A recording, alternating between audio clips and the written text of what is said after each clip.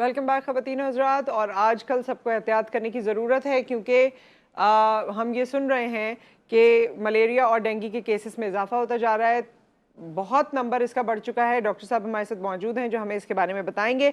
डाउ यूनिवर्सिटी से इनका ताल्लुक है। प्रोफेसर डॉक्टर सईद खान हमारे साथ मौजूद हैं। जी अस्सलाम वालेकुम डॉक्टर साहब।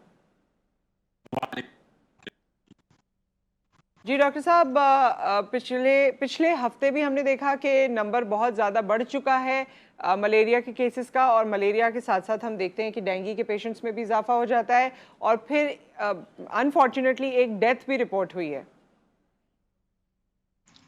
जी अस्सलाम वालेकुम। बहुत बहुत शुक्रिया इस अहम मौजू पे मदऊ करने का। मलेरिया मच्छरों से फैलने वाली एक बीमारी है, और स्पेशली इस सीज़न में जब मानसून की बारिशें होती हैं, जगह जगह पानी खड़ा हो जाता है और उसमें मच्छरों की कसीर तादाद में अफजाइश होती है। तो जो मलेरिया का जरसूमा है, जी प्लाज्मोडियम, वो मच्छर के ज़रिए फैलता है, और एक मुतासरा शख्स जो है वो मलेरिया का शिकार हो जाता है, और ठीक इस है तरह इन डॉक्टर मच्छरों साहब। के ज़रिए। डॉक्टर साहब, मैं इसमें पहले तो ये जानना चाहती हूँ कि इस वक्त जो तादाद आप लोगों के पास अस्पताल में आ रही है वो किस तरह से आप उसे एक्सप्लेन करेंगे? बहुत ज़्यादा लोग हैं जो मलेरिया का शिकार हैं? यकीनन नंबर्स तो बढ़ रहे हैं, लेकिन हम्म। कि जिस तरह मैंने बताया कि ये सीज़न के हिसाब से ये हर साल इस सीज़न में बढ़ते हैं, हम्म। और तशवीश की बात नहीं है, लेकिन यकीनन एहतियात करना ज़रूरी है।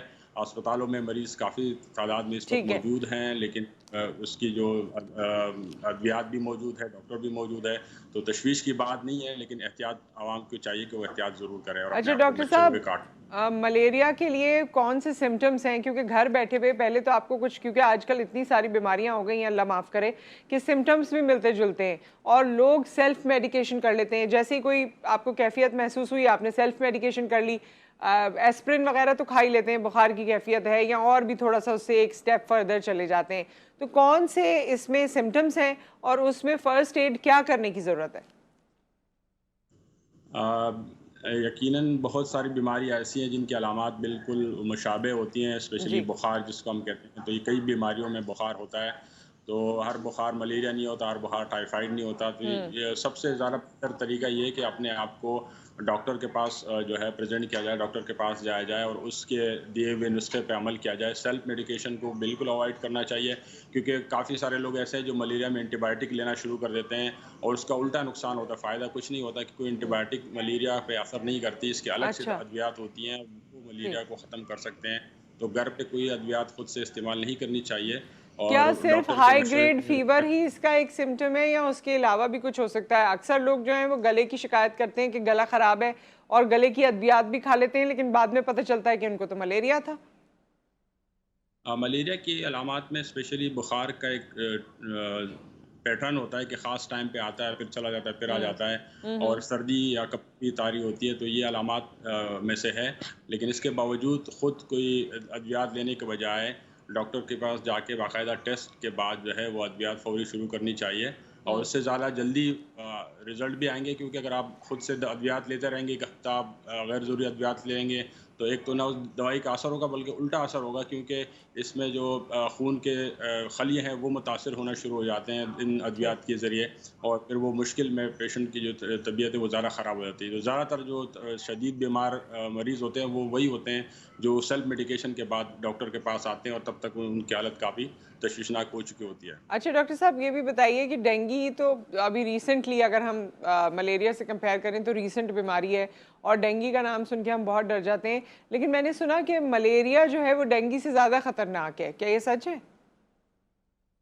बीमारी वो ख़तरनाक होती है जिसका कोई इलाज ना हो। तो ये सही। इलाज दोनों की फ़िलहाल मौजूद है, लेकिन हम्म। सबसे इम्पोर्टेंट चीज़ है कि आप बर वक़्त डॉक्टर के पास जाएँ। अगर आप डॉक्टर के पास नहीं जाएँगे, अद्वियात नहीं लेंगे, तो सर दर्द भी है वो बहुत ख़तरनाक साबित हो सकता है और मुश्किल में डल सकता है।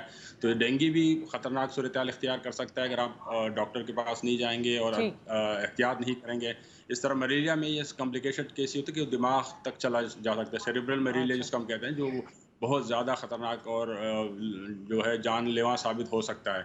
तो हम्म। इसलिए मलेरिया में बहुत सारी किस्में हैं। कुछ मलेरिया ऐसा है जो बिल्कुल आप सिंपल ट्रीटमेंट के ज़रिए फ़ौरी सही हो सकता है। लेकिन अगर वो बहुत ताख़ीर हो जाए और वो दिमाग तक पहुँच जाए, तो वो फिर तशवीनात हालत इख्तियार कर सकता है। इसलिए बर वक्त डॉक्टर के पास जाना ठीक है। बहुत ज़रूरी अच्छा, है। डेंगू के भी जिस तरह आपने मलेरिया के लिए बताया, हाई ग्रेड फीवर है, कपकपाहट होती है, ये इसके मेजर साइंस होते हैं। डेंगू के कौन से साइंस हैं? क्योंकि डेंगू में एक लेवल के बाद ज़्यादातर लोगों को जब कमज़ोरी लगने लगती है और इस तरह के कुछ ऐसे सिम्टम्स हैं उसमें गालिबन, जिसके बाद लगने लगता है देख के कि शायद डेंगू हो गया, फिर लोग जाके टेस्ट करवाते हैं। तो उसके लिए फर्स्ट सिम्टम्स कौन से हैं जो फर्स्ट हैंड आपके पास एक रिपोर्ट आ जाए और आप फौरन अपना जायज़ा करवा लें, मुआयना करवा लें डॉक्टर से?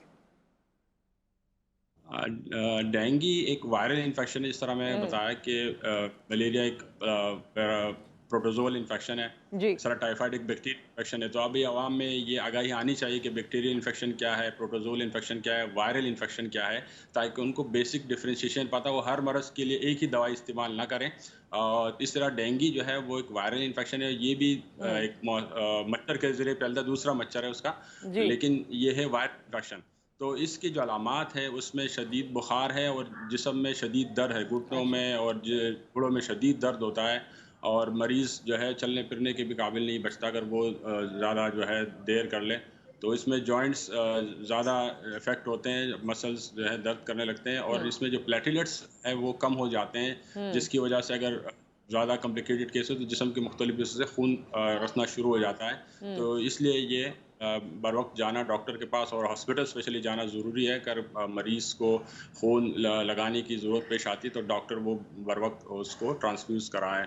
अच्छा डॉक्टर साहब, जिस तरह इसमें एक पूरा प्रोसीजर है या प्रोटोकॉल है जो फॉलो करना पड़ता है, इसके साथ साथ लोग घरेलू नुस्खे भी करते हैं और जूसेस वगैरह का भी बहुत ज़्यादा कहते हैं कि इसमें इस्तेमाल करना चाहिए। कोई ख़ास फल फ्रूट हैं या फिर वो पपीते के पत्तों का कोई जूस निकालते हैं लोग, इस तरह की भी चीज़ें कहते हैं। क्या वो भी आप समझते हैं कि अगर साइड रेमेडी कोई करना चाहे तो कर ले?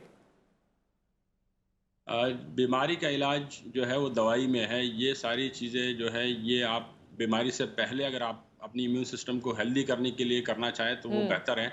ठीक है। जब बीमार हो जाए तो उस वक्त फिर जो है ये टोटके काम नहीं आ सकते कभी, बल्कि अगर आप इस पे ज़्यादा रिलाई करें तो आप टाइम वेस्ट कर लेते हैं। आप डॉक्टर के ठीक। पास न जाने की वजह से वो टाइम वेस्ट हो जाता है और दवाई नहीं मिलती। तो वो जिस तरह मैंने बताया वायरल इन्फेक्शन है तो उसको वायरस को ट्रीट करना है या ठीक है सिम्टम डॉक्टर को साहब। ट्रीट करना है, तब जाके वो सही हो सकता है। तो ये टोटकों से कॉम्प्लिकेशन हो सकती है। ये पहले जब बंदा सेहतमंद हो तो पहले अपनी कर इम्यून सकते हैं, सिस्टम को ठीक है। बूस्ट करना चाहिए, ठीक है। फ्रूट्स यूज़ करने चाहिए, जूसेस करने चाहिए। बहुत बहुत शुक्रिया डॉक्टर सईद आपका, आप हमारे साथ मौजूद रहे और ये इन्फॉर्मेशन आपने दी। तो टोटके जो हैं वो अगर पहले कर लें बीमारी से, जब आप सेहतमंद हैं तो ठीक है, लेकिन बीमारी के साथ आप कोई अपना टोटका ना करें, अपना कोई एक्सपेरिमेंट ना करें, क्योंकि वो कभी कभी अल्लाह माफ़ करे लेकिन जानलेवा भी साबित हो सकता है। विद दैट एक ब्रेक आ गया, ब्रेक के बाद हम हाजिर होते हैं।